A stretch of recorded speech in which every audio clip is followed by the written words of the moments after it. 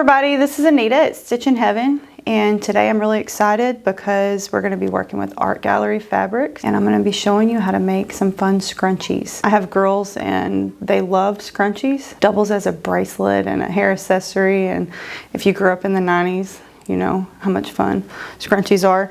Art gallery fabrics are really awesome for this because they're 100% cotton, but they have a really nice feel, a nice hand to them, and they hold up really well. For this project, actually I'm using some yardlings, and I've just taken my 1 yard cut and I cut it into 6-inch strips. And then I split them down in half.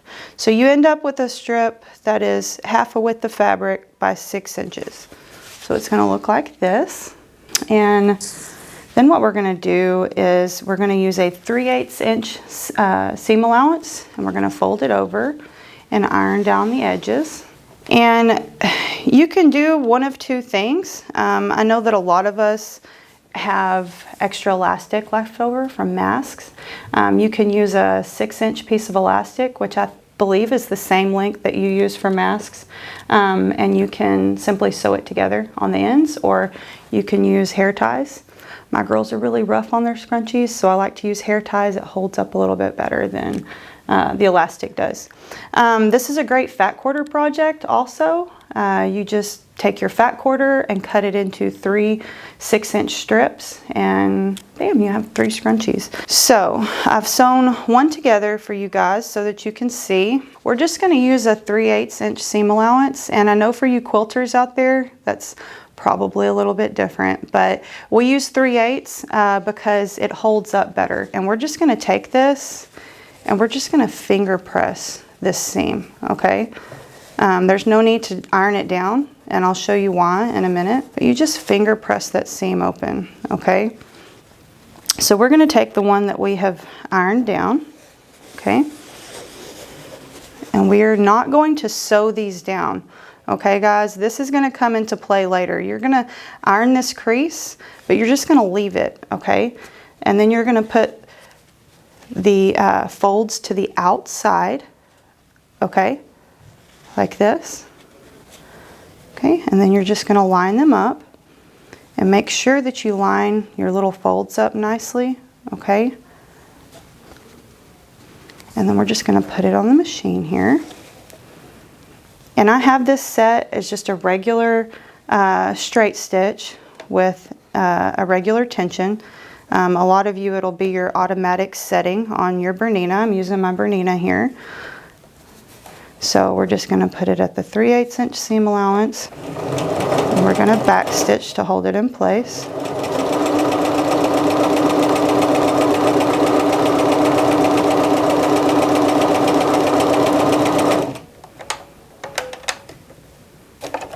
Okay, we're going to pull this off. Okay, and then what we're going to do is trim our tails off here, okay? And then we're going to turn it inside out, okay? Finger press this seam, just like we did on the other one, okay? This is really easy because I have a 7-year-old that likes to sew, and she can easily do this project by herself, and I don't have to worry about her using the iron or anything else. So a lot of times I'll iron these edges here for her, and then I just hand it to her, and she can do the rest by herself. So we're just going to make sure that our folds are still there. Okay, so after we cut our tails, we're just going to finger press this seam, okay? And then you see I have my scrunchie ready right here, my little hairband, okay? So what I do is just fold this over a couple of times, okay? And there's no scientific way to do this, but you want to have an even amount on both sides of the scrunchie here. Best place to do to start out is at the seam, okay? So just match your seams, okay? Here's one. And this may seem like a lot of fabric to you guys, but the fluffier the scrunchie, the better. What fun is a scrunchie if it's not very fluffy, you know? Now, you can choose to pin this or clip this, but I do not, because it just gets in the way. When you're working with this much fabric in such a small section, it really does you no good to pin it, because you're just constantly having to stop every inch. So I'm going to start right here on the seam allowance, okay, and I'm going to make sure that my creases are staying.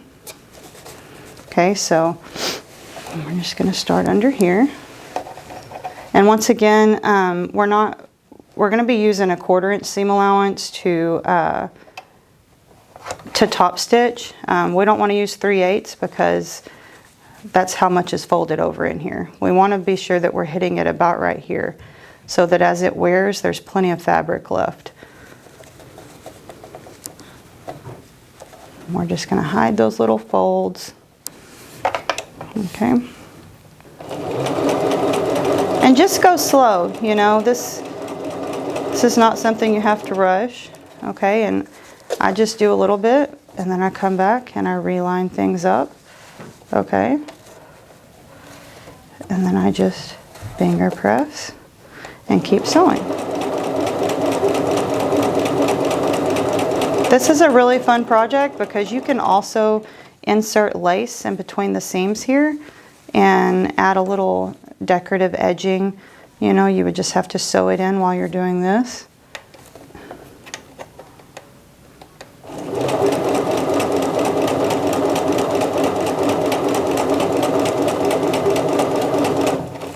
And I'm not using matching thread today, guys, because I wanted y'all to be able to see the stitches when I'm done. You can use a decorative stitch. If you have one of our latest Bernina machines, they have so many gorgeous stitches on them, you know, letters and all kind of things. And what a fun gift to give to people. My kids have this tradition where they do a handmade Christmas for each other. I have 5.